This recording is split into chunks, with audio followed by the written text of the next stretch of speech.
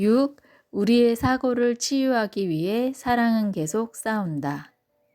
서베너는 빨간 머리에 눈동자가 청록색인 15살 소녀였다. 햇살처럼 환한 그녀의 미소는 사람을 매료하는 힘이 있었다. 하지만 그날의 서베너는 미소를 잃은 채 마치 빛을 잃은 해처럼 얼굴이 침울했다.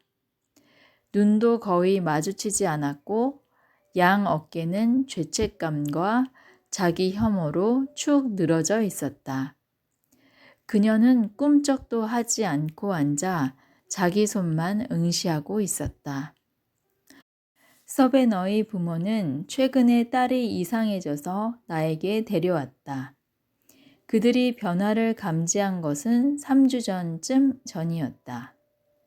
서베너는 평소의 화색과 생기를 잃고 한없이 우울해졌다.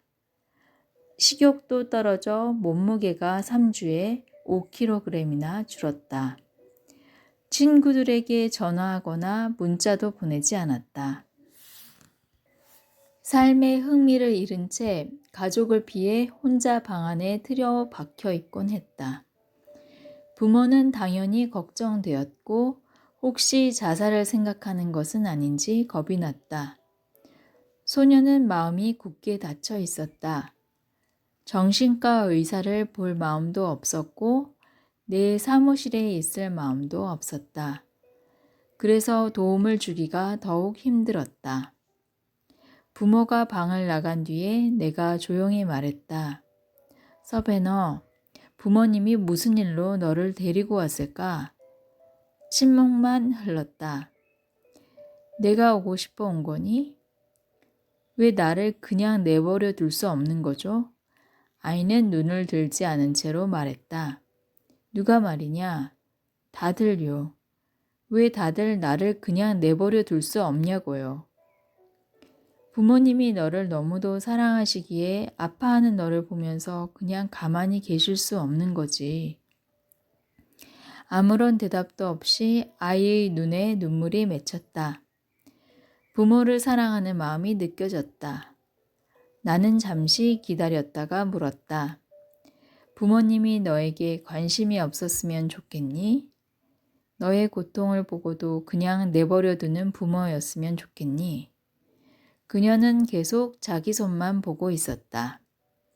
나는 속으로 기도했다. 주님, 이 아이를 잘 도울 수 있도록 저에게 지혜를 주소서. 주의 영을 보내셔서 아이의 마음을 녹여주시고 힘과 위로를 주소서. 주의 천사들을 보내셔서 모든 악한 세력을 물리쳐 주소서. 저는 그래도 싸요. 아이가 기어들어가는 목소리로 말하며 울음을 터뜨렸다. 뭐가 그래도 싸다는 거지? 저는 부모님의 관심을 받을 자격이 없어요. 어째서 내가 부모님의 사랑과 관심을 받을 자격이 없다고 생각하는 거지? 나는 또 기다렸다가 가만히 물었다. 서베너, 무슨 일이지? 사고를 쳤어요. 그녀가 불쑥 내뱉었다. 사고라니. 그거요. 나를 바라보는 그녀의 눈빛에 제발 더 묻지 말아주세요 라는 애원이 담겨 있었다. 내가 대신 말해주었다. 섹스 말이니? 그녀는 울며 고개를 끄덕였다. 그러면서 천천히 고통스럽게 내막을 털어놓았다. 3주 전 방과 후에 그녀는 잘 모르는 두 남학생과 함께 드라이브를 나갔다. 처음에는 재미있었다. 음악도 듣고 학교에 대해 불평도 하고 다른 아이들에 대해 이야기도 했다. 하지만 점차 불편해졌다. 한 학생이 운전하는 동안 다른 학생이 슬슬 접근해 왔다. 서베너는 섹스할 마음이 없었지만 어찌해야 좋을지 몰랐다. 그녀는 그들이 화를 내거나 자기를 싫어할까봐 차마 싫다는 말을 못했다.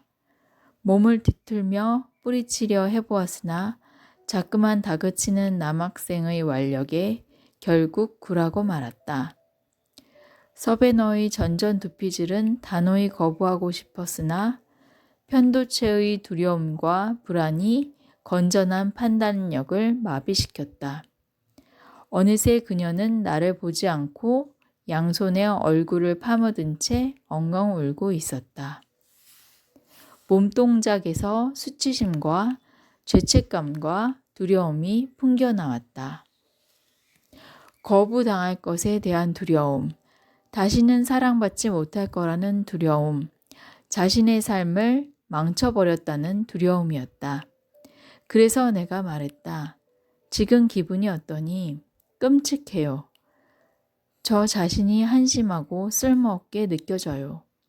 내 인생을 망친 것 같아 두렵니? 그녀는 여전히 시선을 아래로 둔 채로 고개를 끄덕였다. 그녀가 신실한 그리스도인임을 알았기에 나는 그녀가 하나님을 벌하시는 분으로 보고 있지 않은지 의문이 들었다. 그래서 물어보았다. 내가 너를 큰 죄를 지어 하나님이 다시는 너를 사랑하실 수 없을 것 같아 두렵니? 내가 너무 더럽고 흉하고 나빠서 하나님께 용서받을 수 없을 것 같니? 하나님이 너한테 화가 나셨을까봐 두렵니? 내 말이 채 끝나기도 전에 그녀는 얼른 나를 보았다. 얼굴에 섬뜩한 두려움과 공포가 서려 있었다. 간절히 애원하는 눈빛으로 그녀는 흐느끼며 말했다. 하나님이 어떻게 용서하실 수 있겠어요? 순결을 잃은 저를 그분 아니라 누구라도 어떻게 다시 사랑할 수 있겠어요? 두려움이 그녀의 영혼을 괴롭히고 있었다. 거부와 파멸과 정죄와 수치에 대한 두려움이었다. 그것이 그녀의 생각을 사로잡고 기쁨을 앗아가고 있었다. 그녀가 회복되려면 이 끔찍한 두려움부터 누그러져야 했다. 하지만 그녀는 자신과 하나님에 대한 거짓말을 믿었다. 거짓말은 치유와 사랑의 흐름을 막는다. 사실 그녀가 믿은 거짓말 때문에 그녀의 전전두피질은 대뇌 변연계를 가라앉힌 것이 아니라 오히려 더 자극했다. 그녀는 진리를 경험할 필요가 있었다. 누군가가 사랑으로 진실을 말해 주어야 했다. 나는 잠시 진정할 시간을 준 뒤에 물었다. 이제 그만 아팠으면 좋겠지? 비참하게 죄책감에 시달리는 것도 지긋지긋하지? 이제 치유받고 싶니? 평화와 행복을 다시 찾고 싶니? 그야 물론이죠. 그렇게 말하면서도 그녀의 눈빛에는 그게 가능할까요? 라는 의문이 담겨 있었다. 아담이 타락한 이야기 기억나니? 그녀는 고개를 끄덕였다. 내가 말했다. 아담이 죄를 짓고 나서 동산에 숨어 있을 때 하나님이 부드럽게 그를 부르셨지. 물론 하나님은 아담이 어디 있는지 아셨어. 하지만 그분이 얼마나 부드러우신 분인지 보렴.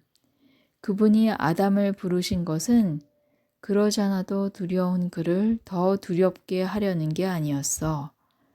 하나님은 아담아, 내가 어디 있느냐? 라고 말씀하셨지. 나는 성경책을 펴 아담의 대답을 읽어주었다.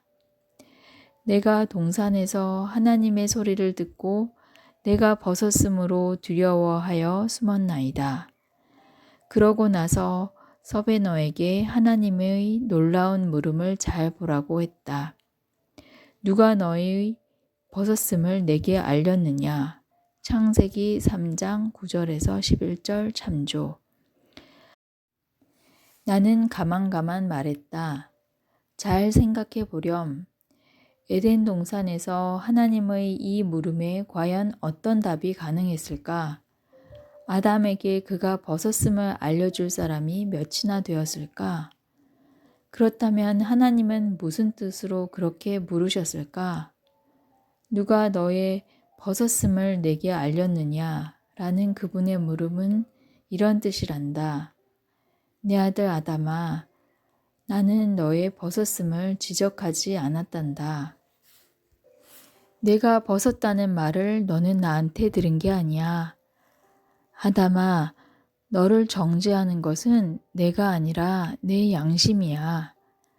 내 기분이 몹시도 비참한 것은 내 뇌가 본래 내가 설계해 준 균형을 잃었기 때문이야. 나는 너를 사랑한다. 나는 너를 구원하려고 여기 있다. 서베너의 눈이 희망으로 커졌다. 그녀의 사고가 되살아나고 있었다. 이것이 정말 가능한 일일까?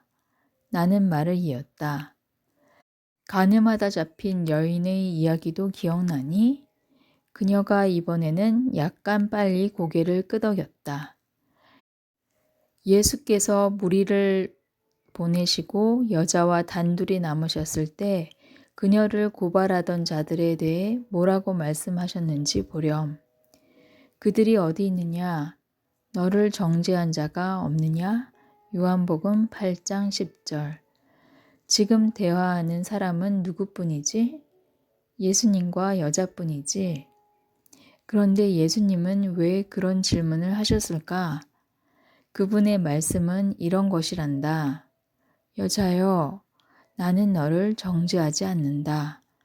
나는 너의 모든 것을 알고 있고 내가 무슨 일을 하다 잡혀왔는지도 알고 있다. 하지만 내가 나한테 들은 것은 고발이 아니다. 나는 너를 사랑한다. 나는 너를 구원하고 치유하려고 여기 있다.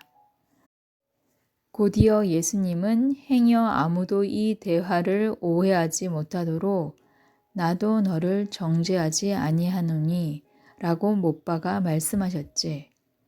그리고 이렇게 덧붙이셨어. 새 사람이 되어 여기를 떠나라. 죄를 이기는 승리의 삶을 살아라. 요한복음 8장 11절. 나는 부드럽게 말을 이었다. 서베너, 하나님은 너를 정죄하지 않으셔. 너에게 화가 나신 것도 아니야. 하나님은 너를 사랑하신단다. 너를 구원하고 치유하기 원하셔. 정죄는 하나님한테서 오는 게 아니라 내 양심으로부터 오는 거야. 내 젊은 환자는 하나님이 자기를 정죄하지 않으시고 여전히 사랑하신다는 말을 간절히 믿고 싶은 게 분명했다. 그녀의 마음이 진리 쪽으로 끌리는 게 보였다. 하지만 그녀는 아직 자유롭지 못했다. 사고 속에 왜곡이 더 있었고 깨끗이 씻어내야 할 오해가 더 있었고 깨달아야 할 진리가 더 있었다. 그래서 나는 이렇게 말했다. 내 양심이 이렇게 몹시 아프고 심한 죄책감을 일으키니 정말 다행이구나. 그녀는 어리둥절한 표정으로 나를 보았다. 자기가 고통을 당해도 싸다는 뜻이냐고 묻는 것 같았다. 뜨거운 불에 손을 대면 고통이 느껴지지 않니? 그게 왜 좋은 일이라고 생각하니? 내가 물었다. 그래야 얼른 손을 떼잖아요. 바로 그거야. 얼른 손을 떼서 피해를 최대한 줄이는 거지. 웬만큼 민감한 사람이라면 굳이 불에 손을 대지 않고도 열기를 감지해 화상을 면할 거야. 우리의 양심도 잘못된 행동에 민감한데 그런 잘못된 행동이 불러올 피해는 몸의 화상에 비할 게 못 된단다. 우리의 마음과 사고와 성품을 해치고 파괴하는 행동을 양심이 감지해내는 거지. 불에 손을 대면 고통이 따르니까 얼른 손을 떼서 피해를 줄이지. 마찬가지로 건강한 죄책감 덕분에 우리는 성품을 해치는 행동을 중단해 피해를 줄이는 거야. 화상을 입으면 통증 때문에 병원에 가서 치료를 받잖아. 죄책감의 역할도 그와 같단다. 하나님께 가서 죄를 영원히 치유받게 해주는 거지. 그러니까 죄책감이 나쁜 게 아니라는 말인가요? 그녀가 물었다. 물론이지. 죄책감은 너희 마음과 사고가 성령의 역사에 민감하게 반응하고 있다는 증거야. 통증처럼 죄책감도 영영 없어지지 않을 때에만 나쁜 거란다. 생각해 보렴. 이번 일을 겪었으니 앞으로 너는 남자들의 엉큼한 수작에 더 잘 넘어갈 것 같니? 아니면 그 반대일 것 같니? 엉덩이부터 걷어차 버려야죠. 그녀의 입꼬리에 살짝 웃음이 물렸다. 당연히 그렇겠지. 내가 웃으며 말했다. 상담 첫 시간에 그 정도면 충분했다. 서베너는 눈물을 닦았고 내게 감사를 연발하며 떠났다. 하지만 아직도 할 일이 훨씬 더 남아 있었다. 하나님이 그 아들을 세상에 보내신 것은 세상을 심판하려 하심이 아니요 그로 말미암아 세상이 구원을 받게 하려 하심이라. 요한복음 3장 17절. 하나님은 사랑과 진리로 우리에게 다가오신다. 그러나 안타깝게도 우리는 사고가 어두워지고 마음에 두려움이 가득해 그것을 깨닫지 못한다. 하나님에 대한 진리를 받아들이기 전까지는 우리의 사고가 치유될 수 없다. 그래서 사랑은 계속 싸운다.